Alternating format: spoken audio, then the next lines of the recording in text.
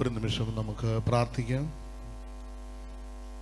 വചനം ജഡം ധരിച്ച് ഞങ്ങളുടെ ഇടയിൽ പാർത്ത ദൈവമേ,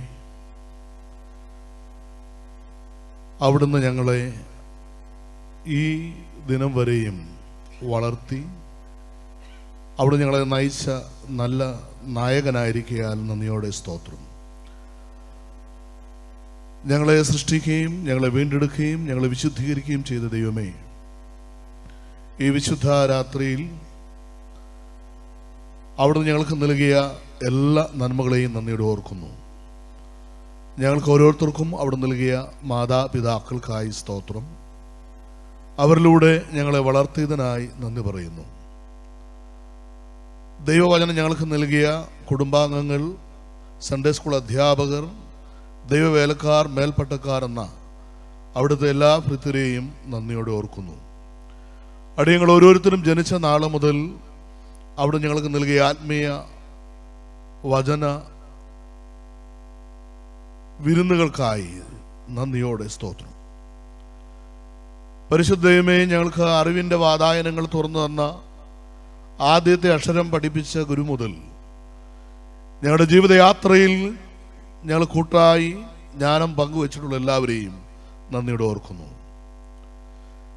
നിങ്ങളെ വചനം പറഞ്ഞ് നടത്തിയവരെ ഓർത്തുകൊള്ളുവാൻ പറഞ്ഞ പ്രകാരം ദൈവമായ കർത്താവ് ഞങ്ങൾക്ക് നൽകിയ എല്ലാ നന്മകളെയും വചനത്തിലൂടെ ഞങ്ങളെ പരിപാലിച്ച എല്ലാ കൃപകൾക്കായും പ്രത്യേകിച്ച് ഈ നാളിൽ ഞങ്ങൾക്ക് വചനം നൽകിയ എല്ലാ ദൈവവേലക്കാരെയും നന്ദിയോടെ ഓർക്കുന്നു. 7ാമത് മഹായുടെ കൺവെൻഷൻ്റെ ക്രമീകരണങ്ങളിൽ കർത്താവ് ഇത്രത്തോളം ഞങ്ങളെ സഹായിച്ചുവല്ലോ. ഈ 3ാം ദിനത്തിൻ്റെ രാത്രിയിലെ ശുശ്രൂഷയ്ക്കായി ഞങ്ങളെ ബലപ്പെടുത്തുകയാണമേ. ഏറ്റവും ബലഹീനായ അടിയനെ ഞങ്ങളുടെ പാദപ്പെടുത്തൽ വിനയപ്പെടുത്തുന്ന കർത്താവ് കരുണയുണ്ടാകണമേ. അങ്ങയോട് ചേർന്നിരിപ്പാൻ അങ്ങ് ആഗ്രഹിക്കുന്നത് എന്തോ അത് ഞങ്ങളുടെ ഹൃദയത്തിൽ കർത്താവ് തന്നെ അയക്കുകയും ഞങ്ങളെ രൂപാന്തരപ്പെടുത്തുകയും ചെയ്യണമേ. യേശുവിന്റെ നാമത്തിൽ അപേക്ഷിക്കുന്നു, കൃപയോടെ കേൾക്കണമേ. ആമേൻ. ഹല്ലേലൂയ, ഹല്ലേലൂയ, ഹല്ലേലൂയ.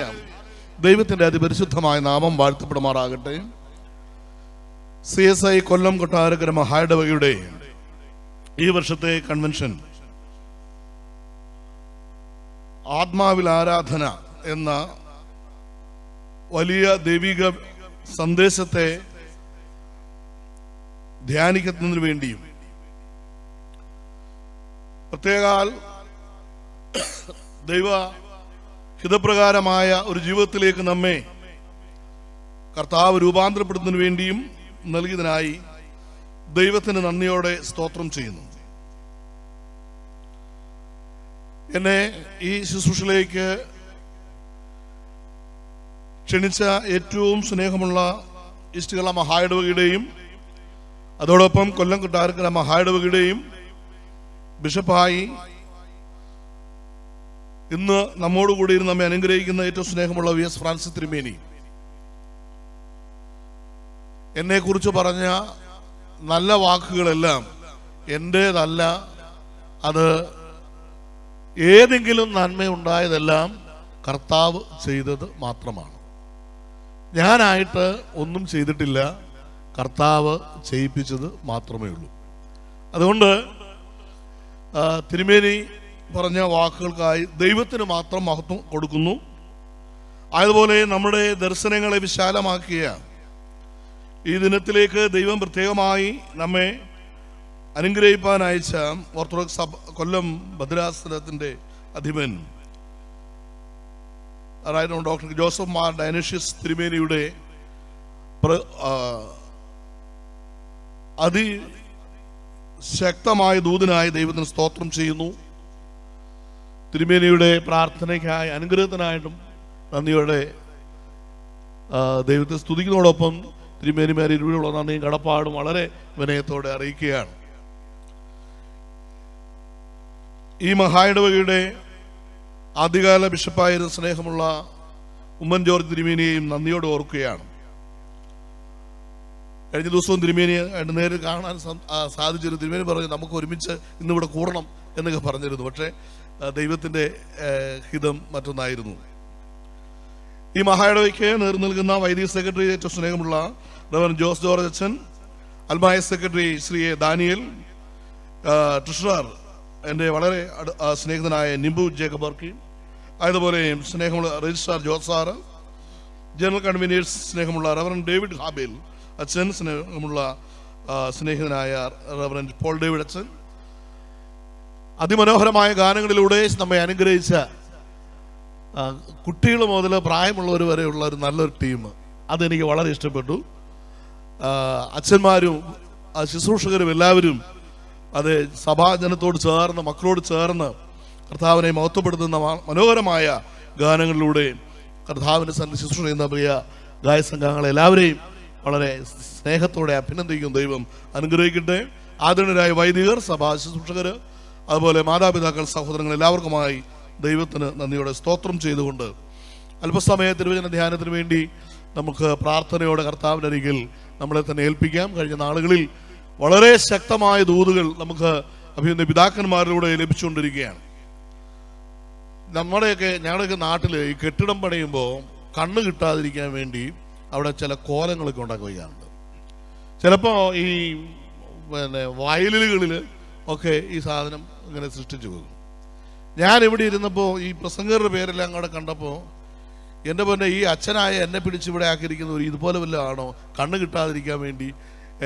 തിരുമേനിമാരുടെ വളരെ പ്രഗത്ഭമായ പ്രൗഢഗംഭീരമായ ദൂതുകളുടെ ഇടയിൽ ഒരു കേവലം ഒരു ശുശ്രൂഷകൻ എന്ന നിലയിൽ മാത്രമുള്ള എന്നെ ഏതിനാണ് ഇതിൻ്റെ സംഘാടകർ വാസ്തവത്തിൽ എന്താണ് എന്നെ കൊണ്ട് ഉദ്ദേശിച്ചത് എന്ന് വാസ്തവം എനിക്കറിയില്ല. കാരണം അതിലുപരിയായ ദൈവിക സന്ദേശങ്ങൾ നമുക്ക് ഇതോടകം ലഭിച്ച് കഴിഞ്ഞു എന്നുള്ള യാതൊരു സംശയമില്ല. നമ്മുടെ എല്ലാം ലിറ്റർജി 1943 നമ്മുടെ കണ്ണമൂല സെമിനാരിയുടെ പശ്ചാത്തലത്തിൽ റവറൻഡ് ലെസ്ലി ബ്രൗൺ അച്ഛൻ്റെ നേതൃത്വത്തിൽ അത് ഫോം ചെയ്യുന്ന കമ്മിറ്റിയിൽ നമ്മുടെ സീസയുടെ ലിറ്റർജി രൂപപ്പെടുന്ന കാലഘട്ടത്ത് അതിൻ്റെ പ്രാരംഭ വാക്യമായി നമ്മൾ ആരാധനയിൽ ഉപയോഗിക്കുന്ന വാക്യം നമുക്ക് എല്ലാവർക്കും സുപരിചിതമായ വാക്യമാണല്ലോ നമുക്ക് ധ്യാനിക്കാനായിട്ട്. അപ്പോൾ ഇന്ന് തിരുമേനിയിലൂടെ നമുക്ക് ലഭിച്ചിരിക്കുന്നത് യോഹന്നാന്റെ സുവിശേഷം 4-ാം അധ്യായം 24-25 വാക്യങ്ങളിൽ ദൈവം ആത്മാവാകുന്നു, അവനെ നമസ്കരിക്കുന്നവർ ആത്മാവിലും സത്യത്തിലും നമസ്കരിക്കണം. ഒരു രീതിയിൽ ഇതിനെക്കുറിച്ച് പഠിക്കേണ്ട കാലങ്ങൾ ഏറെ മുമ്പേ കഴിഞ്ഞു പോയതാണ്. എന്നാൽ അഭിനന്ദ ഫ്രാൻസിസ് തിരുമേനിയിലൂടെ ഈ നാളുകളിൽ ആ വാക്യം നമുക്ക് ധ്യാനിപ്പാനായിട്ട് ദൈവം തന്നോർത്ത് ദൈവത്തെ സ്തുതിക്കും. ആത്മാവ്, ആരാധന എന്ന രണ്ട് പ്രധാന സന്ദേശങ്ങൾ ഉൾക്കൊള്ളുന്ന ഒരു ടോപ്പിക്കാണ് നമുക്ക് തിരഞ്ഞെടുക്കപ്പെട്ട് ലഭ്യമായിരിക്കുന്നത്. ഇതിനോടകമുള്ള സന്ദേശങ്ങളിലെല്ലാം അതിനെ വളരെ വിശാലമായി പഠിക്കുവാനായിട്ട് നമ്മൾക്ക് സാധ്യമായിട്ടുണ്ട് എന്ന് ഞാൻ കരുതുന്നു. അടുത്ത കാലത്ത് ഒരു പ്രായമുള്ള റിട്ടയറായ ഒരു വൈദികൻ തൻ്റെ ജീവിതത്തിലെ സൺഡേ സ്കൂളിനെ കുറിച്ച് ഒരു പരാമർശം പറയുന്നത് ഞാൻ ഇപ്രകാരം കേട്ടു. അതോടൊപ്പം തന്നെ അടുത്ത കാലത്ത് ഒരു സൺഡേ സ്കൂൾ കുട്ടി ഒരു ചോദ്യം ഉന്നയിക്കുന്നത് കേട്ടു. ഇത് രണ്ടും നമ്മളൊന്ന് പരിചിന്തനം ചെയ്യുന്നത് നല്ലതാണെന്ന് തോന്നുന്നു. ഒന്ന്, ഈ അച്ഛൻ പറഞ്ഞതാണ്, എൻ്റെയൊക്കെ ചെറുപ്പകാലത്ത് ഞങ്ങൾ 5 മക്കളുണ്ടായിരുന്നു. എൻ്റെ അപ്പൻ കൂലിവേലയ്ക്ക് പോകുന്ന അപ്പനാണ്, അമ്മയാണ് വീട്ടിലെ കാര്യങ്ങളെല്ലാം ചെയ്യുന്നത്. പക്ഷെ അപ്പനും അമ്മയ്ക്കും വളരെ നിർബന്ധമാണ് മക്കൾ വേദവചനം പറയണം. അതിന് നിർബന്ധമായും സൺഡേ സ്കൂളിൽ വിടുമായിരുന്നു. ഈ അച്ഛൻ പറയുകയാണ്, സൺഡേ സ്കൂൾ കഴിഞ്ഞ് വീട്ടിൽ വന്നിട്ട് അന്ന് പഠിച്ച വാക്യം കാണാതെ പറയുന്നവർക്ക് വീട്ടിൽ ഭക്ഷണമുള്ളൂ. ഇതായിരുന്നു എൻ്റെ അപ്പൻ എന്ന അച്ഛൻ പറഞ്ഞു. അത് ആ ഞായറാഴ്ച മാത്രമല്ല, അടുത്ത ഞായറാഴ്ച സൺഡേ സ്കൂളിന് പോകുന്ന ദിനം വരെ എല്ലാ ദിവസത്തിലും കാപ്പി വിളമ്പുന്ന സമയത്ത് പ്രഭാത ഭക്ഷണം വീട്ടിൽ കുഞ്ഞുങ്ങൾക്ക് വേണമെങ്കിൽ അവർ ഈ വാക്യം അപ്പനെ പറഞ്ഞു കേൾപ്പിക്കണം, അല്ലെ അമ്മയെ പറഞ്ഞു കേൾപ്പിച്ചാലേ പറ്റും.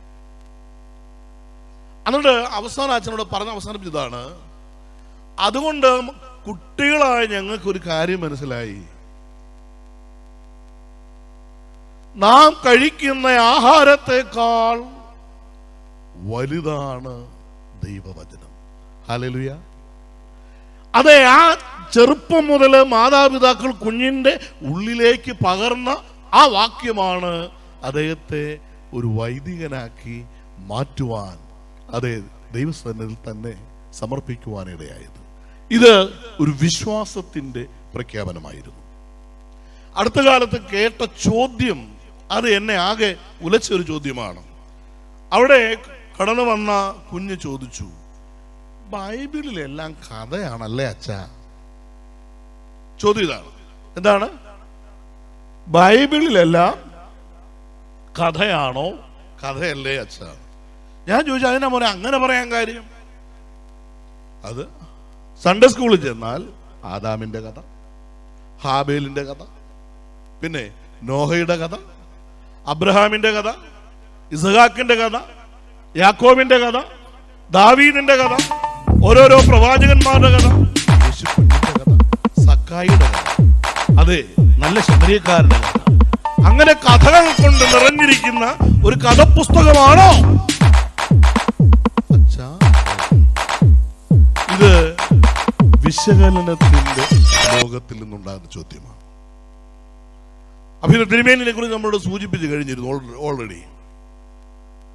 രണ്ട് തരത്തിലാണ് നാം ഈ ലോകത്തിൽ നമ്മുടെ ഉള്ളിലേക്ക് അറിവുകൾ സ്വീകരിക്കാനായിട്ട് മുഖാന്തരമായിരിക്കുന്നത്. അതിലൊന്ന് വെളിപ്പെടുത്തപ്പെട്ട അറിവാണ്, ദ റിവീൽഡ് നോളജ്. വെളിപ്പെടുത്തപ്പെട്ട അറിവ് മാനുഷികമായ പ്രാപ്തി കൊണ്ട് അവൻ നേടിയതോ അവർ വിവരിക്കുന്നതോ ഒന്നുമല്ല. അഭിനന്ദ തിരുമേനി നമ്മൾ ഓർപ്പിച്ചതുപോലെ ആ അറിവിനെ ഓരോ മനുഷ്യർ വിവർത്തനം ചെയ്യുക മാത്രമാണ് ചെയ്യുക. ദൈവത്തിന്റെ ആലോചന, അത് ദൈവത്തിന്റെ പരിശുദ്ധാത്മാവിനാൽ ദൈവ നിയോഗം ലഭിച്ചവർക്ക് ലഭ്യമായി സമൂഹത്തിന് ലഭിച്ചതായ അറിവാണ് റിവീൽഡ് നോളജ്. ഈ റിവീൽഡ് നോളജിൽ മാത്രമേ ദൈവം ഒരു പ്രധാന കഥാപാത്രമായോ ദൈവം ഒരു യാഥാർത്ഥ്യമായോ യഥാർത്ഥത്തിൽ കണ്ടുമുട്ടുവാൻ കഴിയുന്നു. പിന്നീട് നമ്മൾ പഠിക്കുന്ന അല്ലെങ്കിൽ നമ്മൾ പഠിപ്പിക്കുന്ന നമ്മുടെ കുഞ്ഞുങ്ങൾ എത്തിച്ചേരുന്ന ഇടങ്ങളിൽ അവിടെ അവർ ലഭിക്കുന്ന നോളജ് മനുഷ്യന് അവൻ്റെ റാഷണൽ ലെവലിനനുസരിച്ച് അവൻ്റെ ഇന്റലക്ച്വൽ ഗ്രോത്തിന്റെ ഭാഗമായി അവൻ നേടിയ നോളജ് ഉണ്ട്, റാഷണൽ നോളജ്. ആ റാഷണൽ നോളജില് വിശകലനമാണ് പ്രധാന കാര്യം. വിശകലനം ചെയ്യുകയാണ്. അവൻ ചുറ്റുപാടുകളെ എല്ലാം വിശകലനം ചെയ്യുന്നു. ചരിത്രത്തെയും അതേ ഈ കാണുന്ന വിസിബിളായും ഇൻവിസിബിളായിട്ടുള്ള സകലത്തിനെയും അവൻ വിശകലനം ചെയ്യുകയാണ്. അപ്പം നമ്മൾ നമ്മുടെ കുഞ്ഞുങ്ങളെ സ്കൂളിലേക്ക് പഠിപ്പിക്കാൻ വിടുമ്പോൾ അവർ വിശകലനത്തിന്റെ പാതയിലൂടെ കടന്നു പോവുകയാണ്. ആ വിശകലനത്തിന്റെ ഭാഗമായി അവർ പഠിക്കുന്ന കാര്യങ്ങൾ അവരത് യാഥാർത്ഥ്യമായിട്ട് തിരിച്ചറിഞ്ഞ് ഞായറാഴ്ച സൺഡേ സ്കൂളിൽ വരുമ്പോൾ അവർ കേൾക്കുന്നു, എന്താണ്? കഥകൾ കേൾക്കും. അതുകൊണ്ട് അഭിനന്ദ തിരുമേനി നമ്മൾ യങ്സ്റ്റേഴ്സിന്റെ കാര്യം പറഞ്ഞു. അവർ ഏതാനും ചില ഡിഗ്രികളോ മറ്റോ നേടിയിട്ട് രാജ്യം വിട്ട് ഇൻകം ജനറേറ്റിങ്ങിന് വേണ്ടി പോകുവാൻ ബന്ധപ്പെട്ടുകൊണ്ടിരിക്കുകയാണ്. കാരണം എന്താണ്? അവരിൽ ഇത് കഥപുസ്തകമായിട്ടാണ് സഭ പറഞ്ഞു കൊടുത്തു വെച്ചിരിക്കുന്നത്.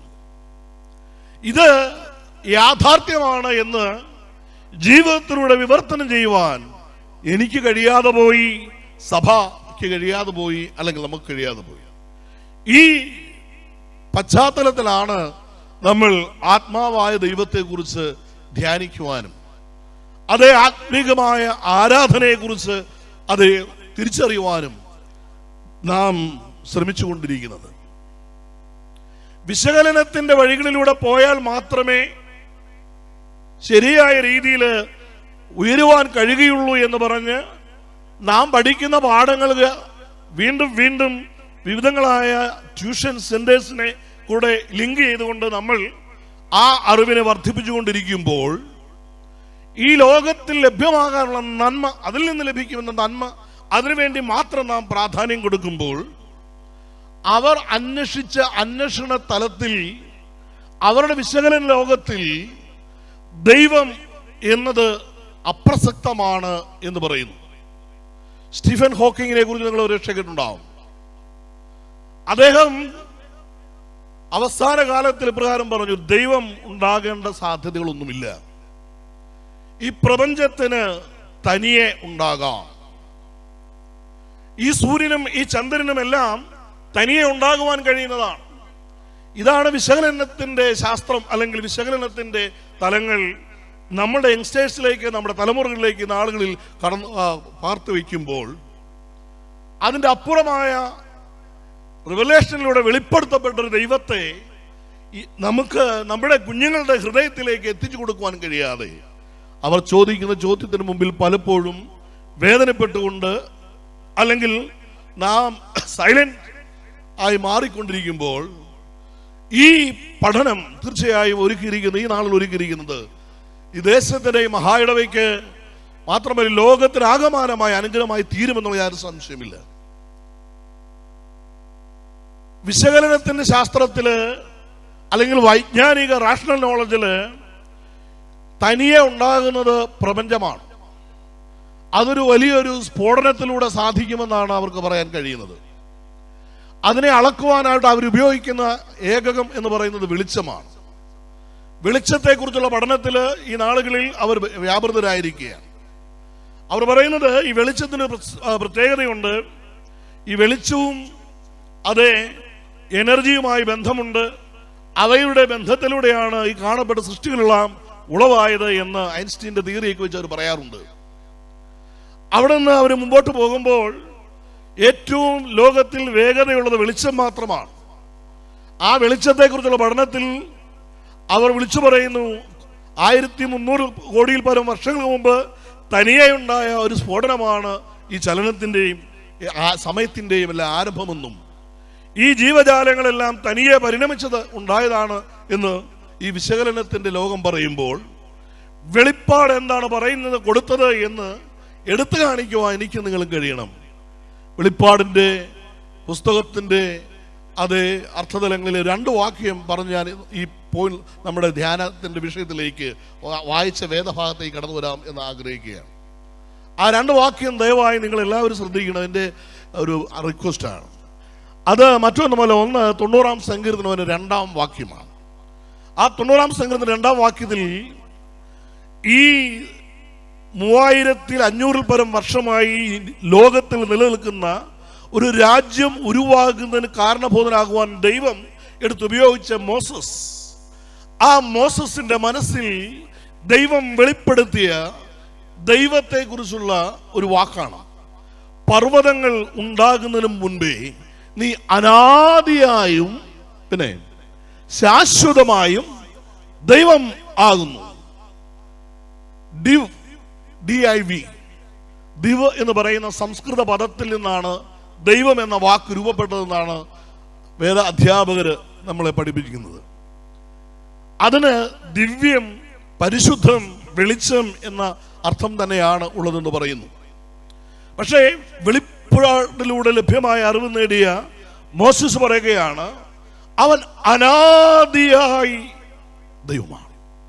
അഥവാ ഈ പ്രപഞ്ചം തനിയെ ഉണ്ടായി എന്ന് പറയുന്ന വിശകലനത്തിന്റെ ശാസ്ത്രത്തിന്റെ അപ്പുറത്തേക്ക് നമ്മുടെ മനസ്സിനെ വിളിക്കുന്ന ആ ദൈവിക വെളിപ്പാടിന്റെ വാക്യമാണത്.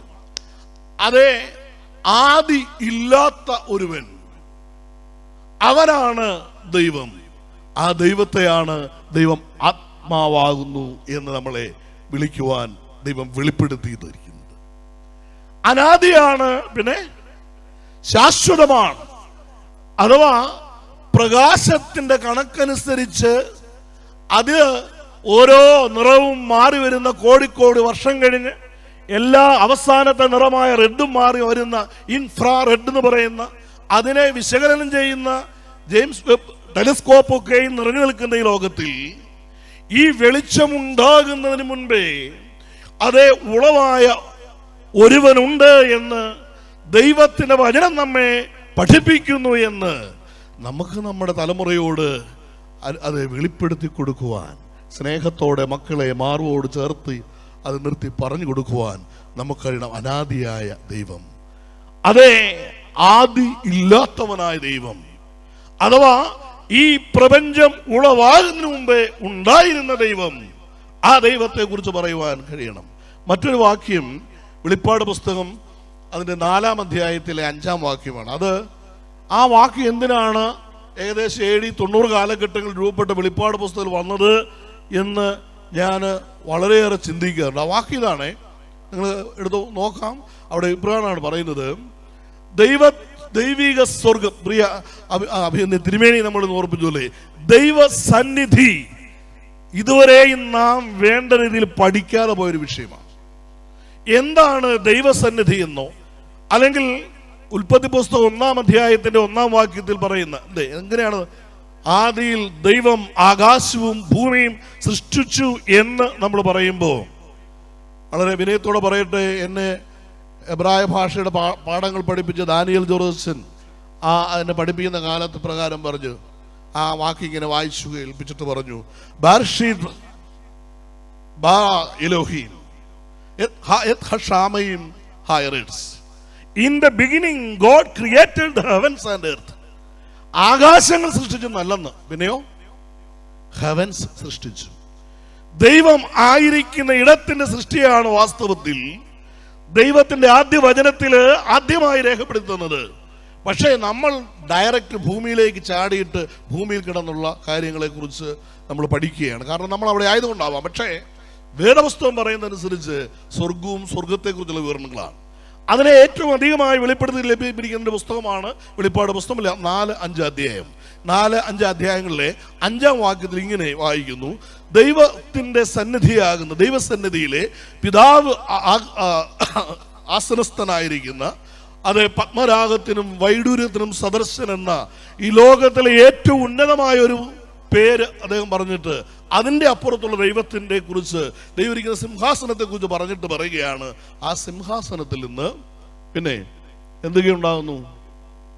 മിന്നലും നാദവും ഇടിമുഴക്കവും ഉണ്ടാകുന്നു എന്ന്. ഏത്? ഈ ബിഗ് ബാങ് എന്ന് പറയുന്നതോ, ആദ്യത്തെ സ്ഫോടനം എന്ന് പറയുന്നതോ, അതിനെ ഉൾക്കൊള്ളുന്ന ഒരു പുസ്തകമായി, ഒരു വാക്യമായി അത് വെളിപ്പാട് പുസ്തകം 4-ലെ സ്വർഗസിംഹാസനത്തെ, ദൈവ സാന്നിധ്യത്തെ നമ്മൾ അവർക്ക് അവിടെ കാണുകയാണ്. അതെ, ഈ വിശകലന ശാസ്ത്രം നമുക്ക് നൽകുന്ന, അതിനെ കുറിച്ച് പഠിക്കണം, നാം അറിയാതിരിക്കരുത്. എന്നാൽ അത് പഠിച്ചു എന്നതിന്റെ പേരിൽ അനാദിയായും ശാശ്വതമായ ദൈവത്തെ നാം മറന്നു പോകരുത്. അവൻ നടത്തിയ വഴികളെ നാം മറന്നു പോകരുത്. അവൻ ദൈവം വെളിച്ചമാണ് എന്ന് നമ്മെ പഠിപ്പിച്ചു. യോഹന്നാൻ 1:5 യോഹന്നാൻ സുവിശേഷത്തിൽ യോഹന്നാൻ വീണ്ടും നമ്മളെ ഓർപ്പിച്ചു, ദൈവം സ്നേഹമാണ് എന്ന് നമ്മളെ പഠിപ്പിച്ചു. അതെ, അതിലെല്ലാം ഉപരിയായി ദൈവിക സത്തയെ വെളിപ്പെടുത്തുന്ന ഉന്നതമായ നാമമായി ദൈവം ആത്മാവാകുന്നു എന്ന് നമ്മളെ പഠിപ്പിച്ചു. ദൈവം ജീവനാണ്, ദൈവം അതെ നിത്യതയാണ്, അതെ ദൈവം ജ്ഞാനമാണ്, ദൈവം എല്ലാമായിട്ട് തിരുവചനം നമ്മളെ പഠിപ്പിക്കുമ്പോൾ ഈ ദൈവത്തെ അനുഭവിച്ചറിയുവാൻ, ഈ ദൈവത്തെ രുചിച്ചറിയുവാൻ എങ്ങനെയാണ് നമുക്ക് കഴിയേണ്ടത് എന്ന് വേദപുസ്തകം ആവർത്തിച്ച് പഠിച്ചതും നാം നാളിൽ ആവർത്തിച്ച് കേൾക്കുന്നുവല്ലോ. അപ്പോൾ ദൈവത്തിന്റെ സത്തയെ സൂചിപ്പിക്കുവാൻ നാം തിരുവചനത്തിലേക്ക് കടന്നു വരുമ്പോൾ കാണുന്ന ഒരു പരമപ്രധാനമായ വാക്കാണ് ആത്മാവ്. പരിശുദ്ധ പിതാക്കന്മാർ, ഗ്രിഗറിയിലെ പിതാക്കന്മാർ, അത് ദൈവത്തിന്റെ സത്ത എന്ന നിലയിൽ, എസൻസ് എന്ന നിലയിൽ, തത്വത്തിൽ നിന്ന് തത്വം എന്ന നിലയിൽ നമുക്കതിനെ ഇന്റർപ്രിറ്റ് ചെയ്യുവാനൊക്കെ ഇടയായി നമുക്കറിയാം. ആ ദൈവിക അനുഭവത്തെ ഈ ലോകം 3 തരത്തിൽ കണ്ടതായിട്ട് വേദപുസ്തകത്തിൽ നമ്മൾ കാണുന്നുണ്ട്. ദൈവിക ബോധം മാനവ ജീവിത ചരിത്രത്തില് അത് തിരുമേനി പറഞ്ഞതുപോലെ അത് വളരുകയായിരുന്നു. അത് റിലീജിയോസിറ്റി എന്ന നിലയിലാണ് ഇന്ന് ലോകം അറിയപ്പെടുന്നത്. എന്നാൽ അതിൻ്റെ 3 തലങ്ങൾ വേദപുസ്തകത്തിൽ, അതിൻ്റെ 3 ഗ്രേഡെന്നോ അല്ലെങ്കിൽ 3 സ്റ്റെപ്പോ നമുക്ക് കാണാൻ കഴിയും. അത് കൃത്യമായി രേഖപ്പെടുത്തപ്പെട്ടിരിക്കുന്നത് നമുക്ക് യോശുവയുടെ പുസ്തകം 24-ാം അധ്യായത്തിൽ യോശുവയുടെ ഒരു സംഭാഷണത്തിൽ നിന്നാണ്. അതിൻ്റെ 2-ാം അധ്യായത്തിൽ അദ്ദേഹം പറയുന്നുണ്ട്, അബ്രഹാമിൻ്റെ പിതാവായ തേരഹ് ആ തേരഹിന്റെ ആ പിതാക്കന്മാർ നദിക്കപ്പുറേ അന്യ ദൈവങ്ങളെ ആരാധിച്ച് ഭജിച്ചു പോന്നു എന്ന്. അഥവാ അബ്രഹാമിന് മുമ്പുള്ള ഒരു രീതിയിൽ പറഞ്ഞാൽ അതിപുരാതനമായ സംസ്കാരങ്ങളിലേക്ക് നമ്മുടെ ശ്രദ്ധ ക്ഷണിച്ചുകൊണ്ട് ബഹുദൈവ ആരാധന ഉണ്ടായിരുന്ന ഒരു പശ്ചാത്തലത്തെ ഈ 24-ാം അധ്യായത്തിൽ യോശുവ വെളിപ്പെടുന്നുണ്ട്. അവിടെ നിന്ന് അതിൽ നിന്ന് വ്യത്യസ്തമായി ചിന്തിക്കുവാൻ, ആത്മാവായ ദൈവത്തെ അനുഭവിച്ചറിയുവാൻ ഈ അബ്രഹാം പിതാവിന് സാധ്യമായതിലൂടെ ദൈവം വന്ന അബ്രഹാമിനെ ഒരു രീതിയിൽ പറഞ്ഞാൽ സ്നേഹിതനായി കെട്ടിപ്പിടിച്ച് ഒരുമിച്ചൊരു യാത്രയായിരുന്നു. ആ യാത്രയുടെ തുടർച്ചയിലാണ് ആരാധനയുടെ പാഠങ്ങൾ അവർക്ക് ഏറെ ലഭ്യമാകുന്നത്. അവിടെയാണ് യോശുവ പറയുന്ന ഏകദൈവ വിശ്വാസത്തിന്റെ, സെമിറ്റിക് റിലീജിയന്റെ ഒരു പ്രധാന സവിശേഷതയായ ഏകദൈവ വിശ്വാസത്തിലേക്ക് അതേ ഒരു സമൂഹം ഈ ലോകത്ത് രൂപപ്പെടുവാനായിട്ട് ഇടയാകുന്നത്. അങ്ങനെ ബഹുദൈവ വിശ്വാസത്തിൽ നിന്നും ഏകദൈവ വിശ്വാസത്തിലേക്ക് കടന്നു വന്നിട്ട് യേശുക്രിസ്തുവിന്റെ പഠിപ്പിക്കലിലൂടെ ത്രിയേക ദൈവത്തിലുള്ള വിശ്വാസത്തിലേക്ക് വളരുന്ന ഒരു വിശ്വാസധാര ആത്മാവായ ദൈവത്തെക്കുറിച്ചുള്ള പഠനത്തിലൂടെ തിരുവെഴുത്ത് നമ്മുടെ മുമ്പിൽ വയ്ക്കുന്നുണ്ട്. ഈ ദൈവത്തെ ആരാധിക്കുന്ന വിവരണങ്ങളെ നാം പഠിക്കുമ്പോൾ വാസ്തവത്തിൽ സ്വർഗത്തിലെ ആരാധനയാണ് ആരംഭമായി നമുക്ക് മനസ്സിലാക്കാൻ കഴിയുക. ആ സ്വർഗത്തിലെ ആരാധനയ്ക്ക് നേതൃത്വം നൽകിയ അതിന്റെ ഭാഗമായിരുന്ന ദൈവദൂതനായ ഗബ്രിയേലിനെ കുറിച്ച് ദൈവം നമുക്ക് ആദ്യമേ തന്നെ ഇതിന്റെ ഉദ്ഘാടന സന്ദേശത്തിൽ തിരുമേനിയോട് സംസാരിച്ചു കഴിഞ്ഞു. ദാനിയേൽ പ്രവചനം 7-ാം അധ്യായം 9 മുതലുള്ള വാക്യങ്ങൾ നമ്മൾ ഈ അടുത്ത ദിവസം വായിച്ചതാണ്. അവിടെ 1000 10,000 ദൂതന്മാർ ദൈവത്തിരുസന്നിധിയിൽ ശുശ്രൂഷ ചെയ്യുന്നു എന്ന് നമ്മൾ വായിച്ചു. ഈ വെളിപ്പാട് പുസ്തകത്തിൽ തന്നെ 5-ാം അധ്യായം അതിന്റെ 10-ാം വാക്യത്തിലേക്ക് നമ്മൾ കടന്നു വരുമ്പോൾ ദൈവത്തിന്റെ മുൻപിലുള്ള ദൂതന്മാരുടെ എണ്ണം അവിടെ പറയുന്നുണ്ട്. അവരുടെ എണ്ണം 1000 10,000 എന്ന് അവിടെയും ഏറ്റു പറയുന്നു. ആ 4-5 അധ്യായങ്ങൾ നമ്മൾ ശ്രദ്ധിച്ചാൽ അവർ ദൈവത്തെ ആരാധിക്കുന്ന അത്ഭുതകരമായ ഏറ്റുപറച്ചിലുകൾ കാണാം. അവിടെ ആദ്യമായി അതിനെ നമ്മൾ മനസ്സിലാക്കുമ്പോൾ ദൈവം, അവർ അറിഞ്ഞ ദൈവം, ഈ ദൈവദൂതന്മാർ അനുഭവിച്ച ദൈവം ആരാണ് എന്ന് പറയുന്നതായിരുന്നു അവരെ സംബന്ധിച്ചോളം ആരാധന. ആരാധന എന്നത് ദൈവദൂതന്മാരെ സംബന്ധിച്ചോളം അവർ അനുഭവിക്കുന്ന, അവർ തിരിച്ചറിഞ്ഞ, അവർ സ്നേഹിക്കുന്ന അവരുടെ അനുഭവത്തെ അവർ ഏറ്റുപറയുകയാണ്. ഒരു രീതിയിൽ അതിനെ എളുപ്പമായിട്ട് നമുക്ക് പറയാൻ കഴിയുന്ന ഒരു വാക്യം യെശയ്യാ പ്രവചനം 6-ാം അധ്യായം അതിന്റെ 3 മുതൽ വാക്യത്തിലാണ്. സൈന്യങ്ങളുടെ ദൈവമായ കർത്താവ് പരിശുദ്ധൻ, പരിശുദ്ധൻ, പരിശുദ്ധൻ. ദൈവം ആരാണെന്ന് ആരാധകൻ അവൻ തിരിച്ചറിഞ്ഞ ദൈവത്തെ അവൻ സകല ശക്തിയോടും കൂടെ ഏറ്റു പറയുന്നതാണ് സ്തുതി എന്ന ആരാധന. ഒരുപക്ഷെ ഈ ഗായ സംഘങ്ങൾ ഇവിടെ എഴുതപ്പെട്ട വചനങ്ങൾ, ആ പാട്ടുകളൊക്കെ ശ്രദ്ധിച്ചാൽ അതിൽ അവർ അനുഭവിച്ച ദൈവം ആരാണ് എന്നവിടെ കാണുവാനായിട്ട് കഴിയും. അതുതന്നെയാണ് ദൈവദൂതന്മാരും ഏറ്റുപറയുന്നത്. ആരാധനയ്ക്കായി ആത്മാവായ ദൈവത്തെ ആത്മാവിൽ ആരാധിക്കാൻ വരുന്ന നമ്മൾ, ആ ദൈവത്തെ അനുഭവിച്ചറിഞ്ഞവർ അത് ഏറ്റുപറയണം എന്നത് ഒരു പ്രധാനപ്പെട്ട ആരാധനയുടെ തലമായിട്ട് തിരുവെഴുത്ത് നമ്മളെ പഠിപ്പിക്കുന്നുണ്ട്. ഇവിടെ ഇരിക്കുന്ന അച്ഛന്മാരെല്ലാം ആരാധന, വർഷിപ്പാൻ, പ്രീച്ചിങ് എന്നുള്ള ക്ലാസ് ഒക്കെ പഠിച്ചവരാണ്. അതിൽ വളരെ വ്യക്തമായിട്ട് 5 elements ഓഫ് ദ വർഷിപ്പ് വുട്ടൻ എന്ന് പറയുന്ന അദ്ദേഹത്തിന്റെ പുസ്തകത്തിൽ നിന്ന് പഠിച്ചിട്ടുണ്ടാവും. നിങ്ങൾ അതുകൊണ്ട് തന്നെ അവരിൽ നിന്ന് തന്നെ കേട്ടുണ്ടാവാം. ആരാധനയില്, തിരുവെഴുത്തിൽ വെളിപ്പെടുത്തുന്ന ആരാധനയില് അടിസ്ഥാനപരമായ 5 സംഭവങ്ങൾ ഉണ്ടെന്നാണ്. അതിൽ ദൈവം ആരാണ് എന്ന ആരാധന ഏറ്റുപറയുന്ന സ്തുതി അതിന്റെ ഭാഗമാണ്. അതിനുശേഷം നാം വായിച്ച നാം പറഞ്ഞ യെശയ്യാ പ്രവചന പശ്ചാത്തലത്തിൽ ആരാധകൻ ആരാണെന്ന് തിരിച്ചറിയുന്ന ഒരു അനുഭവമുണ്ട്. അതിനെ അനുതാപം എന്നാണ് നമ്മൾ പറയുക, കൺഫെഷൻ. ആരാധകൻ ആരാണ് എന്നതിൽ തിരിച്ചറിവ്. ഇത് രണ്ടും ആരാധനയുടെ ഭാഗമാണ്. ഇവിടെ ആവർത്തിച്ച്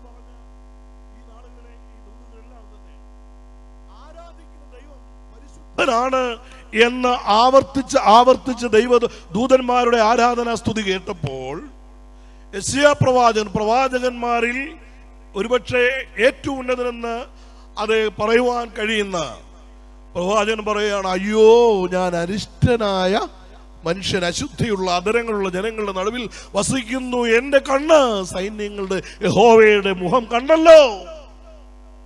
തന്നെ തന്നെയുള്ളൊരു തിരിച്ചറിവ്.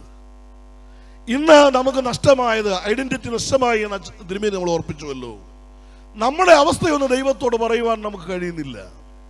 നാം നമ്മുടെ പുറമേ കെട്ടിവെച്ചിരിക്കുന്ന ഒരുപാട് അഡ്ജക്റ്റീവ്സുകളായിട്ടാണ് ദൈവത്തിൻ്റെ അരികിട്ട് വരിക. ഇവിടെ പ്രവാചകൻ പറയണം, അയ്യോ ഞാൻ അരിഷ്ടനാണ്, എൻ്റെ അധരം ശരിയല്ല, എൻ്റെ നാവ് ശരിയല്ല, എൻ്റെ വാക്കുകൾ ശരിയല്ല, അത് എൻ്റെ സ്വഭാവം ശരിയല്ല, ഞാൻ അശുദ്ധനാണ്. സ്വയം തിരിച്ചറിഞ്ഞ കൺഫെഷനെ കുറിച്ച് വരികയാണ്. അതിനുശേഷം ആരാധനയെ കുറിച്ച് പറയുന്നത്, കൺഫെഷന് ശേഷം മാത്രമേ ദൈവത്തിന്റെ പരിശുദ്ധമായ തിരുവചനം കേൾക്കുവാൻ നമുക്ക് അവകാശമുള്ളൂ. അതേ മെഡിറ്റേഷൻ അവിടെയാണ് പാഠങ്ങൾ, അവിടെയാണ് നമ്മുടെ ആരാധനയിലെ പാഠങ്ങൾ, അവിടെയാണ് വരിക. അവിടെയാണ് നമ്മുടെ പ്രസംഗം, ദൈവവചനത്തിന്റെ തിരുമേനി പറഞ്ഞ പോലെയുള്ള വിവർത്തനം വരിക. വെറുതെ ആവർത്തനമല്ല, മറിച്ച് ആ വാക്യം ഈ വാക്യമാണെന്ന് പറയുന്നതല്ല, അല്ലെങ്കിൽ ഒരു വാക്യം പറഞ്ഞിട്ട് തനിക്ക് തോന്നുന്നതെല്ലാം വിളിച്ചു പറയുന്നതല്ല പ്രസംഗം. മറിച്ച് ദൈവത്തിന്റെ വചനം എൻ്റെ ജീവിതത്തിൽ എനിക്ക് രൂപാന്തരം നൽകിയത്, എൻ്റെ കുടുംബജീവിതത്തിൽ നൽകിയ രൂപാന്തരം, എൻ്റെ ദേശത്തിൽ ദൈവം നൽകിയ നന്മകൾ, അത് ദൈവം എന്താണ് എനിക്ക് ചെയ്തത്, ദൈവം എന്താണ് എന്നോട് ആവശ്യപ്പെട്ടത്, ദൈവം എന്താണ് നീ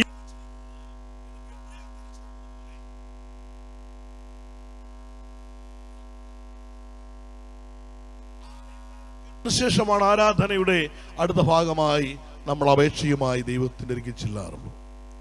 നാലാമത് അതാണ് സപ്ലിക്കേഷനാണ്. അഞ്ചാമത് താങ്ക്സ് ഗിവിങ്. ഇതാണ് ഈ നമ്മളുടെ ആരാധനയുടെ 5 പാർട്സ് നമുക്കറിയാം. അതുപോലെ തന്നെ ദൈവം ആരാണ് എന്ന് ആവർത്തിച്ച് പറയുന്ന ആ സ്തുതി ഗീതങ്ങൾ, അത് ഏറ്റവും അധികമായി ദൈവദൂത ആരാധനകളിലാണ് നമുക്ക് കാണുവാനായിട്ട് കഴിയുന്നത്. ഒരുപക്ഷെ ആരാധനയുടെ മാനുഷിക തലവും അവരവിടെ പ്രഖ്യാപിച്ചു. അത് ദൂതന്മാർ തന്നെ പ്രഖ്യാപിക്കുകയാണ്. അവർ പ്രഖ്യാപിച്ചതാണ്, ദൈവത്തിന്റെ മഹത്വം സകല ഭൂമിയും നിറയുന്നു എന്നാണ്. അപ്പൊ സ്വർഗീയമായ ദൈവിക തലത്തെയും മനുഷ്യന്റെ ജീവിക്കുന്ന ഇടമായ ഭൂമിയെയും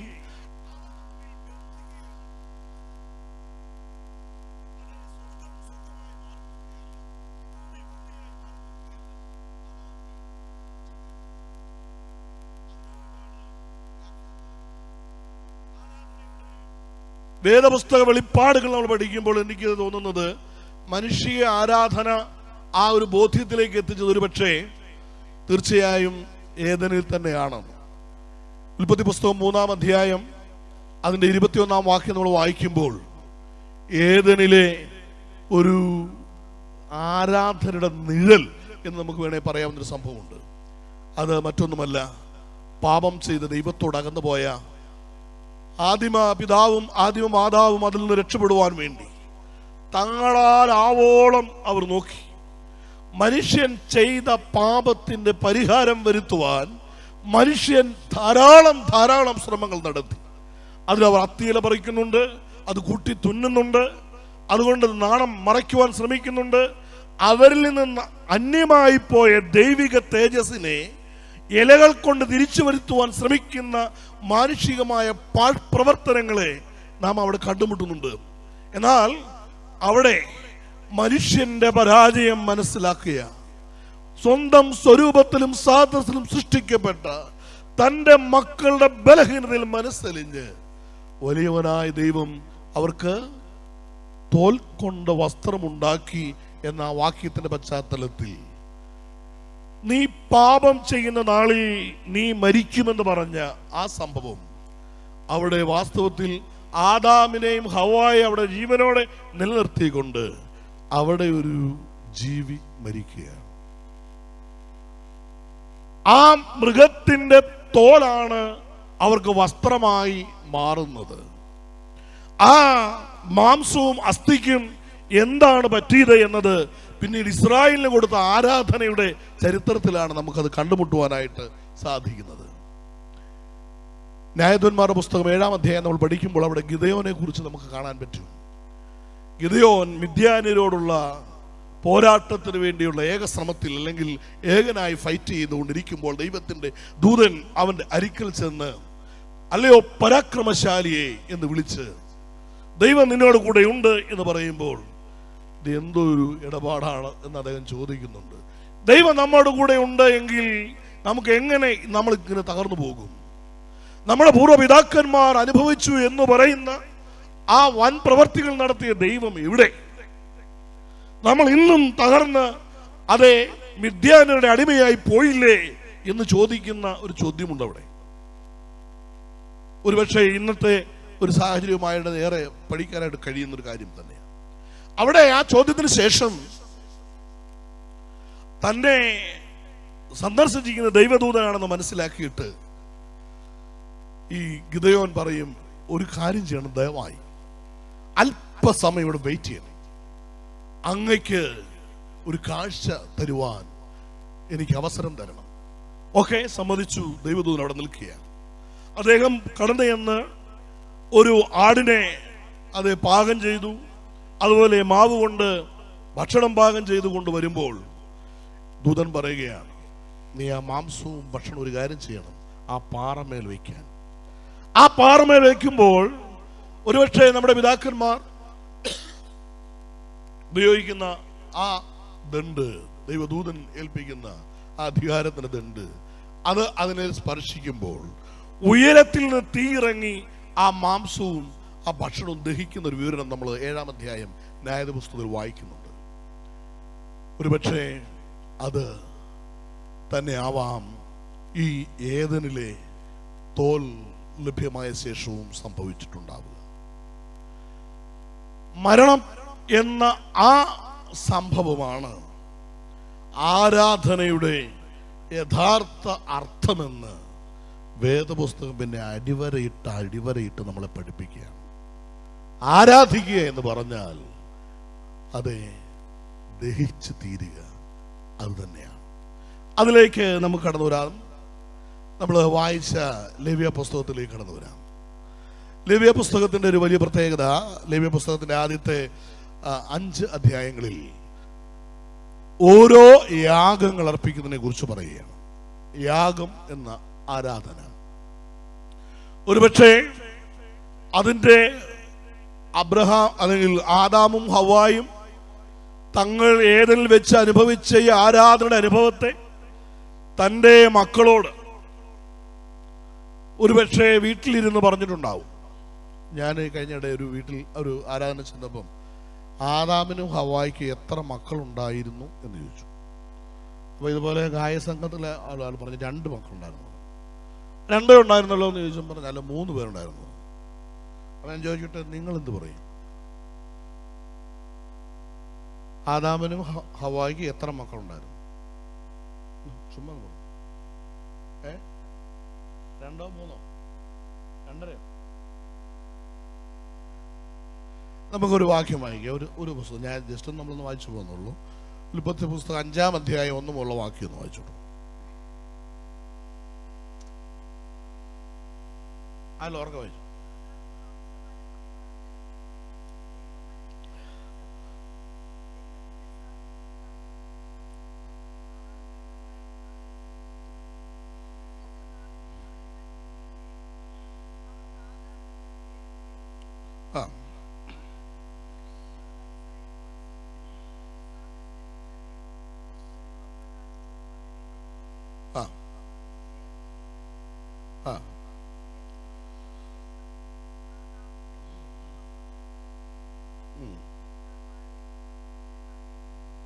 അപ്പൊ ശേത്ത് ജനിച്ചതിന് ശേഷം ആദാം എത്ര വർഷം ജീവിച്ചിരുന്നു പറയാം? 800 വർഷം ജീവിച്ചിരുന്ന് പുത്രന്മാരെയും പുത്രിമാരെയും ജനിപ്പിച്ചു. 800 വർഷവും ഓരോ കുട്ടികളായിരുന്നെങ്കിൽ എത്രയാ? 800. ഒരു വലിയൊരു പഞ്ചായത്തായിരുന്നു. ഇനി അതില്ല ഡബിളോ ടിൻസോ ട്രിപ്പിളേറ്റൊക്കെ അടിച്ചു പോയെങ്കിൽ എണ്ണിയാൽ തീരാത്ത വലിയൊരു കുടുംബമായിരുന്നു. എന്താണോ നമ്മൾ അത്രയും കൊടുക്കാൻ തയ്യാറല്ല. നമ്മൾക്ക് എപ്പോഴും ആദാമിനും ഹവ്വായിക്കും എത്ര മക്കൾ മതി? 2. കൂടി വന്നാൽ 3. പിന്നെ ഈ വേദപുസ്തകത്തിൽ ഇതാരാ പിന്നെ പറയേണ്ടത്? ആരാ? ഈ 5-ാം അധ്യായത്തിൽ പറഞ്ഞിരിക്കുന്ന കാര്യങ്ങൾ ആരാണ് പറയേണ്ടത്? വേറെ ആരെങ്കിലും പറയുമോ? തുറന്ന് വേദപുസ്തകം പഠിക്കുക. ഏതെങ്കിലും ഒരു വാക്യത്തിൽ തട്ടിമുട്ടി നിൽക്കാണ്ട് അതേ നമുക്ക് എഴുതി നൽകിയിരിക്കുന്ന ദൈവത്തിന്റെ വചനത്തെ, അതിന്റെ ആഴങ്ങളെ, അതിലെ സത്യത്തെ അതെ ഇന്നു മുതൽ പഠിക്കും, എൻ്റെ മക്കളെ ഞാൻ പഠിപ്പിക്കും എന്നൊരു തീരുമാനമെടുക്കണം. എങ്കിലേ ആത്മാവിലും സത്യത്തിലും ആരാധിക്കുന്ന അനുഭവത്തിലേക്ക് ഓരോ കുടുംബത്തിനും മാറ്റപ്പെടുവാൻ കഴിയുള്ളൂ. പ്രിയരെ, വലിയൊരു കുടുംബമായിരുന്നു ആദാമിന്റെയും ഹവ്വായുടെയും കുടുംബം. ഒരുപക്ഷെ ഈ സ്വർഗത്തിലെ ദൈവത്തിൻ്റെ കുറിച്ചുള്ള വിവരണങ്ങളും തങ്ങളുടെ ജീവിതത്തിൽ വന്നുപോയ പിഴകളും ഒരുപക്ഷെ മക്കളോട് ആവർത്തിച്ച് പറഞ്ഞതിന്റെ ഫലമായിരിക്കാം ആ മൂത്ത മക്കള് വഴിപാടുമായിട്ട് പോകാൻ തയ്യാറാകുകയും. എന്നാൽ ദൈവം ചെയ്തതുപോലെ തന്നെ ദൈവം ഒരു യാഗം അർപ്പിച്ചുവെങ്കിൽ ഞാനും അങ്ങനെ തന്നെ അർപ്പിക്കാം എന്ന് ഒരുപക്ഷെ ഈ ഹാബേൽ ചിന്തിച്ചത് കൊണ്ടാണോ അദ്ദേഹം അവിടെ ആട്ടിൻകൂട്ടത്തിൽ നിന്ന് കടിഞ്ഞൂലിനെ ദൈവത്തിന് വഴിപാടായി അർപ്പിച്ചത് എന്ന് നമുക്ക് പറയാൻ അതെ അവിടെ രേഖപ്പെടുത്തിയിട്ടില്ലെങ്കിൽ അങ്ങനെ ചിന്തിക്കുന്നതിൽ തെറ്റില്ല എന്നാണ് ഞാൻ കരുതുന്നത്. ദൈവം എന്ത് ചെയ്തോ അത് ഏറ്റെടുത്ത് നാം ചെയ്യുന്നതാണ് ആരാധന. അതാണ് വേദപുസ്തകം പഠിപ്പിക്കുന്നത്. അതിൻ്റെ തലങ്ങളെ കുറിച്ച് പഠിപ്പിക്കുമ്പോഴാണ് യാഗത്തിൻ്റെ ആ വ്യവസ്ഥയിലേക്ക് നമ്മൾ കടന്നു വരിക. അത് അബ്രഹാമിൻ്റെ യാഗം മുതൽ നമുക്ക് ഒരുപാട് പഠിക്കാനുണ്ട്. അതെല്ലാം നമുക്ക് നിങ്ങൾക്ക് സ്വയമായി പഠിക്കാൻ അവസരങ്ങൾ ധാരാളം ദൈവം തന്നിട്ടുണ്ട്, അത് ഉപയോഗിക്കുക. എന്നാൽ ദൈവം തന്റെ ജനത്തിന് മോശയിലൂടെ 613 പ്രമാണങ്ങൾ അടങ്ങിയ 10 കൽപ്പനയുടെ ഉൾപ്പെടെ 613 പ്രമാണങ്ങൾ ഒരു മനുഷ്യ ജീവിതത്തിന്റെ സകല തലങ്ങളിലും ഒരു ദൈവ പൈതൽ എങ്ങനെയാണ് ജീവിക്കേണ്ടതെന്നതിന്റെ വ്യവസ്ഥകൾ രേഖപ്പെടുത്തിക്കൊണ്ട് പുറപ്പാട്, ലേവ്യ, സംഖ്യ, ആവർത്തനം എന്ന പുസ്തകത്തിലൂടെ നമുക്ക് എഴുതി തന്നപ്പോൾ അതിലെ ഉൽപ്പത്തി എന്ന ജനനത്തിന്റെ ഉടമയായി മാറുന്ന ദൈവത്തിൽ നിന്ന് ജനിക്കുന്ന പൈതൽ അവൻ പുറപ്പെട്ടു പോകണം, യാത്ര ചെയ്യണമെന്ന് പഠിപ്പിക്കുന്ന അതേ പുറപ്പാട് പുസ്തകത്തിലൂടെ നാം കടന്നു ചെല്ലുമ്പോൾ അതേ ദൈവം പറയുകയാണ്, ആ പുറപ്പാടിൽ നീ 2 കാര്യങ്ങൾ ചെയ്യണം. അതിൽ ഒന്നാമത്തെ കാര്യം എന്ന് പറയുന്നത് ആരാധനയാണ്. ആ ആരാധനയെ കുറിച്ചാണ് ലേവ്യ പുസ്തകത്തിൽ കൂടുതലായി നമുക്ക് പഠിക്കുവാനായിട്ട് കഴിയുക. രണ്ടാമത് നീ അധ്വാനിക്കണമെന്നാണ് ദൈവം പറയുന്നത്. അധ്വാനത്തിന്റെ വിവരണങ്ങളാണ് സംഖ്യാപുസ്തകത്തിൽ നമ്മൾ പഠിക്കുക. അത് തന്നെ ജീവിതത്തിൽ നിന്റെ ഒരു ആവർത്തനമായിരിക്കണമെന്ന് പഠിപ്പിച്ചുകൊണ്ട് അതേ 5 പുസ്തകങ്ങൾ നമ്മുടെ മുമ്പിൽ ദൈവത്തിന്റെ ആലോചന അതിന്റെ ടൈറ്റിലൂടെ തന്നെ നമ്മെ പഠിപ്പിക്കുന്നുണ്ട്. അതിൽ ആരാധനയുണ്ട്, അധ്വാനമുണ്ട്. ആരാധനയിലേക്ക് ആദ്യമായി കടന്നു വരാം.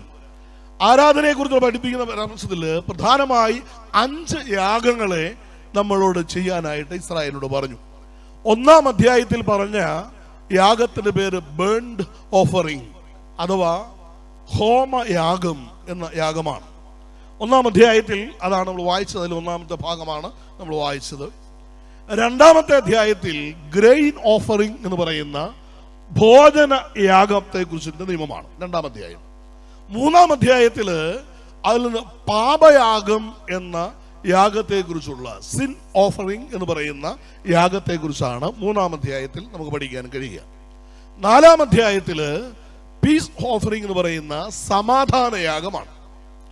അത് കഴിഞ്ഞ് 5-ാം അധ്യായത്തിലേക്ക് വരുമ്പോൾ അവിടെ ഗിൽറ്റ് ഓഫറിംഗ് എന്ന് പറയുന്ന അകർത്യ യാഗത്തെ കുറിച്ചുള്ള വിവരണമാണ് നമുക്ക് പഠിക്കാൻ കഴിയുക. അങ്ങനെ 5 യാഗങ്ങൾ ഈ ആരാധനയുടെ 5 എലമെന്റ്സിനെ കുറിച്ച് പറഞ്ഞതുപോലെ അതിന്റെ പഴയ നിയമത്തിന്റെ നിഴലായിട്ട് ഈ 5 അധ്യായങ്ങൾ നിൽക്കുകയാണ്. അതിൽ 1-ാമത്തെ യാഗത്തിന്റെ പ്രത്യേകത ഹോമയാഗമാണ്. 2-ാമത് ഭോജനയാഗമാണ്. യാഗത്തെക്കുറിച്ചുള്ള പരാമർശങ്ങൾ നമുക്കെല്ലാം വളരെ പരിചിതമാണ്. ഈ യാഗമെല്ലാം ആരിൽ പൂർത്തീകരിച്ചു? നമ്മുടെ കർത്താവ് യേശുവിൽ പൂർത്തീകരിക്കപ്പെട്ടതാണ്. ഹല്ലേലൂയ. ഈ ഹോമയാഗം യേശുവിൽ പൂർത്തീകരിക്കപ്പെട്ടു. ഭോജനയാഗം എന്ന് പറയുന്ന നേരിയ മാവ് ഉപയോഗിച്ചുള്ള യാഗം, അതുപോലെ തന്നെ വരുന്ന പാപയാഗം, അകർത്യയാഗം, സമാധാനയാഗം. വാസ്തവത്തിൽ ആരാധനയെക്കുറിച്ചുള്ള പഠനത്തിൽ ബേസ് ആയിട്ട് നമ്മൾ പഠിക്കേണ്ട ഇതാണ്. നമുക്കത് 5ഉം പഠിക്കാനുള്ള സമയമൊന്നും നമുക്കിവിടെ ഇല്ല. നിങ്ങൾക്ക് പഠിക്കാനായിട്ട് കഴിയും എന്നുള്ള അച്ഛന്മാരുണ്ട്, അതുപോലെ ശുശ്രൂഷകരുണ്ട്. നിങ്ങൾക്ക് ഈ വരുന്ന നാളുകളിൽ ഓരോ യാഗത്തെക്കുറിച്ച് നിങ്ങൾ വ്യക്തമായി പഠിക്കാനായിട്ട് ശ്രമിക്കുക. ഹോമയാഗവും മറ്റ് യാഗവും തമ്മിലൊരു വ്യത്യാസം എന്ന് പറഞ്ഞാൽ, ഹോമയാഗം മുഴുവൻ കത്തി എരിഞ്ഞു തീരണം. മറ്റ് യാഗങ്ങളിൽ, പ്രത്യേകിച്ച് ഭോജനയാഗം എന്ന് പറയുന്ന ഗ്രെയിൻ ഓഫറിങ്, അതെന്തിനാണെന്നറിയാമോ? അതിലൊരു പിടി മാത്രം എടുത്ത് ദഹിപ്പിച്ചതിന് ശേഷം ബാക്കി മുഴുവൻ ഭക്ഷിക്കാനുള്ളതാണ്. അത് മനുഷ്യന്റെ വിശ്വാസിയുടെ ഉള്ളിൽ കിടന്ന് ദഹിച്ചു തീരണം. മറ്റത് അഗ്നിയിൽ ദഹിച്ചു തീരണം ഹോമയാഗം. അതാണ് അതിന്റെ പ്രത്യേകത. ആ ഭോജനയാഗത്തിന്റെ അടയാളമാണ്, പൂർത്തീകരണമാണ്. കർത്താവ് തന്റെ ശരീരത്തെയും രക്തത്തെയും നമുക്ക് നൽകി. അതേ, ഈ ലോകത്തിൽ ആരാധനയുടെ പൂർണ്ണതയായ തന്റെ പരിശുദ്ധ ശരീര രക്തത്തിന്റെ ആ കൗദാശികമായ അനുഗ്രഹത്തെ നമുക്ക് നൽകി. നാളെ നമ്മളത് ഒരുമിച്ച് ചേരുകയാണ്. അതുപോലെ തന്നെ അകർത്യയാഗവും പാപയാഗവുമുണ്ട്. അത് നമ്മൾ പലപ്പോഴും പഠിക്കാതെ പോകുന്ന അല്ലെങ്കിൽ ശ്രദ്ധിക്കാതെ പോയ കാര്യമാണ്. പാപയാഗം എന്ന് വെച്ചാൽ ദൈവത്തിന്റെ കൽപ്പന നാം അറിഞ്ഞോ അറിയാതെയോ തെറ്റിച്ചു എന്ന് തിരിച്ചറിഞ്ഞ് ദൈവമുമ്പാകെ തന്റെ കുറവുകളെ ഏറ്റുപറഞ്ഞുകൊണ്ട് ദൈവസന്നിധിയിൽ നിലവിളിച്ച് അർപ്പിക്കുന്ന യാഗമാണ് സിൻ ഓഫറിംഗ് അഥവാ പാപയാഗം.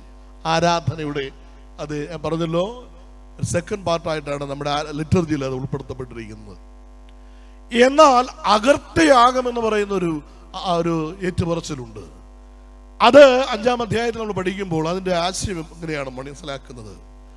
പ്രിയരെ, നാം ഇതുവരെയും കർത്താവിന്റെ ഹിതം ചെയ്യുന്നതിൽ ചെയ്യാതെ പോയ നന്മകള് എന്റെ ജീവിതത്തിൽ ഉണ്ട് എന്ന് സമ്മതിച്ച് ദൈവമുമ്പാകെ ജനം നിലവിളിച്ചർപ്പിക്കുന്ന യാഗമാണ് അകർത്യയാഗം. ശ്രദ്ധിക്കണം, നമ്മുടെ ജീവിതത്തിൽ ഒരു പാപം ചെയ്യുമ്പോൾ അതിന് 2 ഇംപ്ലിക്കേഷനാണ് വരിക. ഒന്ന്, നീ ചെയ്യാൻ പാടില്ലാത്തത് ചെയ്തു എന്നും, പിന്നെ ചെയ്യേണ്ട കാര്യം ചെയ്യാതെ വിട്ടു എന്നുള്ളതും. ഞാൻ ഇന്ന് വരെയുള്ള എൻ്റെ ജീവിത യാത്രയിൽ ചെയ്യേണ്ട കാര്യങ്ങളെല്ലാം ചെയ്താൻ കഴിയാതെ പോയി എന്ന് പറഞ്ഞ് ഒരു നിമിഷമെങ്കിലും നിങ്ങൾ നിലവിളിച്ചിട്ടുണ്ടോ എന്ന് ഈ രാത്രിയിൽ ദൈവമുമ്പാകെ നിങ്ങളെ തന്നെ പരിശോധിക്കണം. അകർത്യയാഗം, ഈ 2 യാഗങ്ങളും അല്ല, ഈ 5 യാഗവും ക്രിസ്തുവിൽ പൂർണ്ണമാക്കപ്പെട്ടു എന്നതാണ് അതിൻ്റെ യാഥാർത്ഥ്യം. പക്ഷേ അതിൻ്റെ അർത്ഥതലത്തിൽ നമുക്ക് തിരിച്ചറിയാൻ കഴിയണം. ഇവിടെ ഹോമയാഗത്തിലേക്ക് നിങ്ങളുടെ ശ്രദ്ധ ക്ഷണിച്ച് ഞാൻ അവസാനിപ്പിക്കട്ടെ. ഹോമയാഗം 3 ചോയ്സ് പറഞ്ഞിട്ടുണ്ട് ഹോമയാഗത്തിന്. ഒന്ന്, ഇസ്രായേൽ ജനത്തെ വിളിച്ച് ദൈവം പറയുകയാണ്, ഒന്ന്, നിനക്ക് കാളയെ യാഗമായി അർപ്പിക്കാം. 2, ആടിനെ യാഗമായി അർപ്പിക്കാം. 3, പ്രാക്കളെ യാഗമായി അർപ്പിക്കാം. അപ്പൊ ദൈവം നിനക്ക് തന്ന പ്രാപ്തി അനുസരിച്ചായിരിക്കണം നിന്റെ ആരാധന. ഹല്ലേലൂയ. അതാണ് ദൈവം അവിടെ ഉദ്ദേശിക്കുന്നത്. ഇന്ന് നമ്മുടെ തിരുമേനി പറയുക, അപ്പോഴേ നാളെ നിങ്ങൾ വരുമ്പം ഈ 3 എണ്ണം കൊണ്ടുവരണം എന്ന് പറഞ്ഞാൽ നമ്മൾ എന്നാ കൊണ്ടുവരും? കാളയെ കൊണ്ടുവരുമോ, ആടിനെ കൊണ്ടുവരുമോ, പ്രാക്കളെ കൊണ്ടുവരുമോ? ഏതാണ് എളുപ്പം? പ്രാക്കളെ കൊണ്ട് നാളെ പള്ളി മുഴുവൻ നിറയും. കാരണം എന്താണ്? ഏറ്റവും ചീപ്പാണ് നമ്മൾ ആർക്ക് കൊടുക്കുള്ളൂ? ദൈവത്തിന് കൊടുക്കുകയുള്ളൂ. അത് ദൈവവേലയ്ക്ക് വിട്ടാലും ശരി, ദേവാലയത്തിന് കൊടുത്താലും ശരി, നമ്മുടെ കൊടുപ്പ് എന്ന് പറഞ്ഞാൽ ഏറ്റവും ചെറു. കാരണം നമ്മൾ വാക്യവും പറയും. എന്ത് പറഞ്ഞിട്ടുണ്ട്? പ്രാക്കളെ കൊടുക്കാനും പറഞ്ഞിട്ടുണ്ട്. എന്നാൽ അതല്ല. എന്തിനാ ദൈവം 3 ചോയ്സ് തന്നത്? ദൈവം നിന്നെ അനുഗ്രഹിച്ച അനുഗ്രഹത്തിനൊത്തവണ്ണം വേണം നീ ദൈവത്തെ ആരാധിക്കാൻ. അത് നീ മറന്നു പോകരുത്. യാഗത്തെ ഞാൻ വേഗം പറഞ്ഞ സമയം പോയല്ലോ, വേഗം പറഞ്ഞ് അവസാനിപ്പിക്കട്ടെ. ഇവിടെ ഊനമില്ലാത്ത കാളയുമായി അപ്പനും അമ്മയും മക്കളും വീട്ടിൽ നിന്ന് ഇറങ്ങുകയാണ്. അപ്പൊ ആളുകളൊരു ചോദ്യമുണ്ട്, സാറേ അല്ലെ ചേട്ടാ എവിടെ പോകുവാ? പറയും, ആലയത്തിൽ ഈ ഹോമയാഗം അർപ്പിക്കാൻ പോവുകയാണ്. ഹോമയാഗം അർപ്പിക്കാൻ പോകും. നമ്മളിന്ന് പള്ളിയിൽ പോകുന്ന ആരും അറിയാതിരിക്കാൻ വേണ്ടി ബൈബിൾ എടുത്ത് അല്ലെ വീട്ടിൽ വെച്ചിട്ട് വരുന്ന പാർട്ടികളാണ്. മൊബൈൽ മതി എന്ന് പറഞ്ഞ് നടക്കുന്ന പാർട്ടികളാണ് നമ്മൾ. പക്ഷെ അവരങ്ങനെയല്ല. കുടുംബമായ ആരാധനയ്ക്ക് വരുമ്പോൾ തന്നെ കാണുമ്പോൾ വീട്ടിൽ നിന്ന് ഇറങ്ങുമ്പോൾ തന്നെ അറിയാം ആലയത്തിലേക്കാണ്, ആരാധനയ്ക്ക് പോവുകയാണ്. അങ്ങനെ അവർ ആലയത്തിന്റെ ആരാധനയ്ക്കായി സമാഗമന കൂടാരത്തിന് മുമ്പിൽ വരുന്നു. അവിടെ പുരോഹിതൻ അരികിൽ ചെല്ലുന്നു. പുരോഹിതൻ അരികിൽ ചെന്നിട്ട് പുരോഹിതൻ പറയുന്നു, ഞങ്ങൾ ഹോമയാഗം അർപ്പിക്കാൻ വന്നിരിക്കുക. അപ്പോൾ പുരോഹിതൻ പറയും, നിങ്ങളെല്ലാം നിങ്ങളുടെ കരം അതിൻ്റെ മേൽ വെക്കണം, പകരമായി മാറുകയാണ്. നിങ്ങൾ അർപ്പിക്കുന്ന യാഗത്തിന് പകരമായി ഒരു മൃഗം ഇവിടെ ഇതാ വരികയാണ്, അതിന് മേൽ വയ്ക്കും. പിന്നെ നാം വായിച്ചു കേട്ടു, ആ പുരോഹിതൻ പറയുന്നതനുസരിച്ച് അതിനെ അറക്കും. ഹോമയാഗത്തിൽ അറുത്തതിന് ശേഷം അതിനെ ഹണ്ണമായി മുറിക്കും. അതിന്റെ കഴുത്ത് മുറിക്കും, കൈകൾ മുറിക്കും, കാലുകൾ മുറിക്കും, ആന്തരാവയവങ്ങൾ കഴുകി അതിനെ മുറിച്ചെടുക്കും.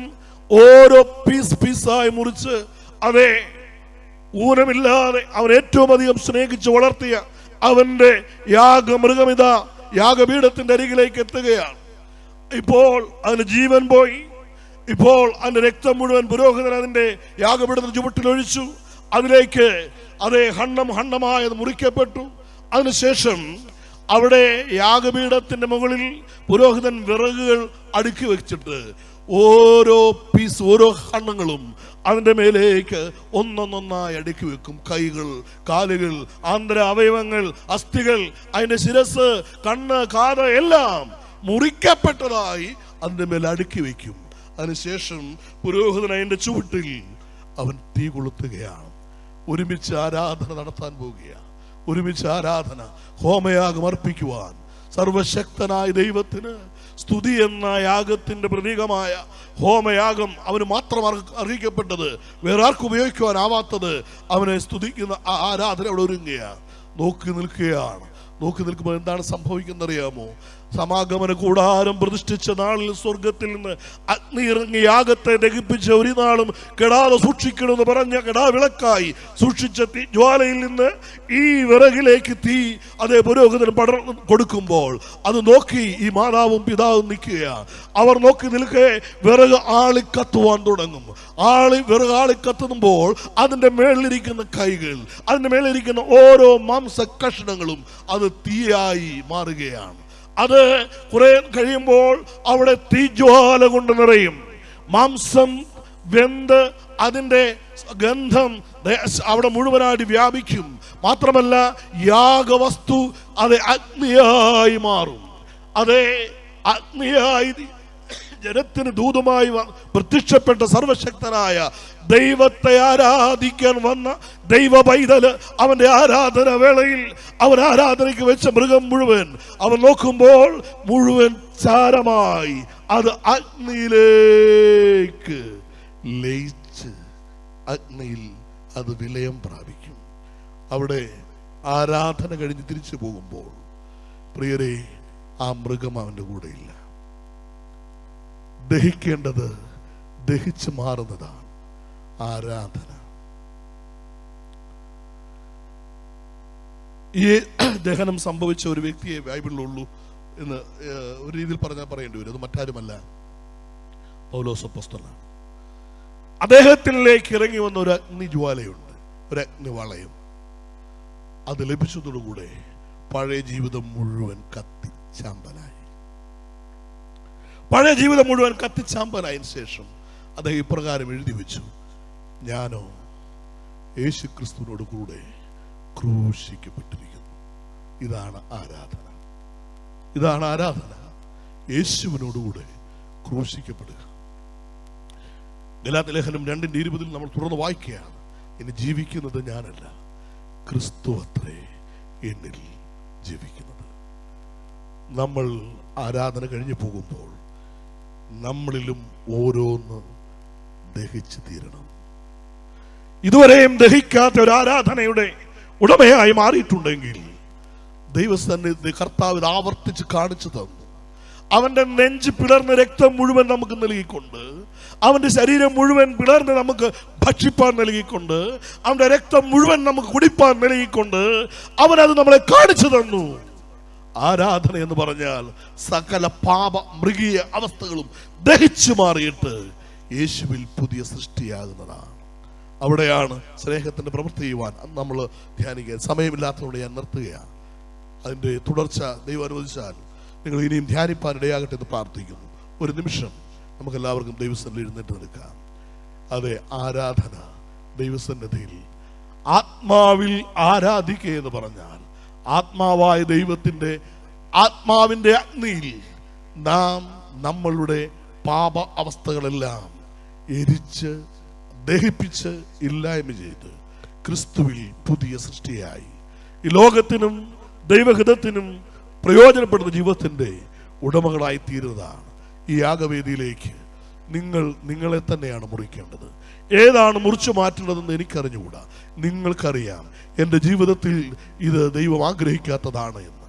ഇന്ന് ഈ രാത്രിയിൽ നമ്മൾ ഒരുമിച്ച് ദൈവസ്ഥല യാഗത്തിൽ നമ്മളെ തന്നെ അർപ്പിച്ചുകൊണ്ട് പ്രിയരെ വിനയത്തോടെ നിങ്ങളുടെ ജീവിതത്തിലേക്ക് നോക്കിയാട്ടെ. ആത്മാവായ ദൈവം, ആമേൻ, അവൻ അനാദിയാണ്, അവൻ ശാശ്വതമായ ദൈവമാണ്. അവനിലാണ് സകലതും ഉളവായത്. അവനിലേക്കാണ് എല്ലാം അതെ തിരികെ എത്തിച്ചേരേണ്ടത്. അവനെ അറിഞ്ഞ് അവനെ ആരാധിച്ച് അവനെ അനുസരിച്ച് ജീവിപ്പാൻ ദൈവം നമ്മളെ വിളിക്കുമ്പോൾ അവൻ്റെ യാഗപീഠത്തിൽ നമ്മളെ തന്നെ നമുക്ക് സമർപ്പിക്കാം ഒരു യാഗമായി. ഈ രാത്രിയിൽ നമ്മുടെ ഓരോ അവയവങ്ങളും കർത്താവിന് വേണ്ടി ഏൽപ്പിച്ചുകൊണ്ട് മുറിച്ച് കർത്താവിനായി അർപ്പിക്കും. കർത്താവേ, ഞാൻ അങ്ങയുടെ അതേ സ്നേഹത്തിൻ്റെ ആ യാഗവേദിയിൽ എന്നെ തന്നെ അർപ്പിച്ചുകൊണ്ട്, എന്നെ തന്നെ അങ്ങയ്ക്കായി എരിഞ്ഞു തരുവാൻ ഏൽപ്പിച്ചുകൊണ്ട് ഞാൻ ഇപ്പോൾ ആരാധനയായി എന്നെ തന്നെ സമർപ്പിക്കുകയാണ്. ഓരോ ആരാധനയിലും പാപം മരിച്ചേ മതിയാവൂ, പാപ അവസ്ഥകൾ മരിച്ചേ മതിയാവൂ, അശുദ്ധികൾ മരിച്ചേ മതിയാവൂ, തിന്മകൾ ഇല്ലാതെയായേ പറ്റൂ. അത് അഗ്നിയായി മാറട്ടെ. എന്നിലെ എല്ലാ തിന്മയും എല്ലാ മൃഗതയും കർത്താവേ എന്നേക്കുമായി അവിടെ ദഹിപ്പിച്ച് ക്രിസ്തുവിൽ യേശുവിനോടുകൂടെ ക്രൂശിക്കപ്പെടുന്ന ഒരു ജീവിതത്തിനായി എന്നെ ഏൽപ്പിക്കുകയാണ്. എൻ്റെ കുടുംബത്തെ സമർപ്പിക്കുകയാണ്, എൻ്റെ സഭയെ സമർപ്പിക്കുകയാണ്, എൻ്റെ മഹായിടവയെ ഏൽപ്പിക്കുകയാണ്, എൻ്റെ ജനത്തെ ഏൽപ്പിക്കുകയാണ്. കർത്താവെ, സമ്പൂർണമായി സമർപ്പിക്കുന്നു.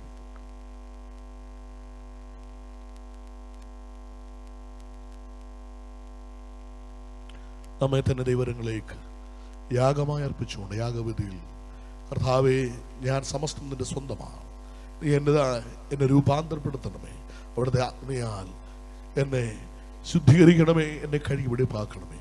യേശുവിനോടുകൂടെ ക്രൂശിക്കപ്പെടുവാൻ, യേശുവിനോടുകൂടെ അതെ മരിക്കുവാൻ, ഇനി യേശുവിന് വേണ്ടി മാത്രം ജീവിപ്പാൻ ഞങ്ങളെ സമ്പൂർണമായി സമർപ്പിക്കുന്നു എന്നുള്ള ഹൃദയം കൊണ്ടുള്ള പ്രാർത്ഥന എല്ലാവരുടെയും ഹൃദയത്തിൽ അർപ്പിച്ചാണ്.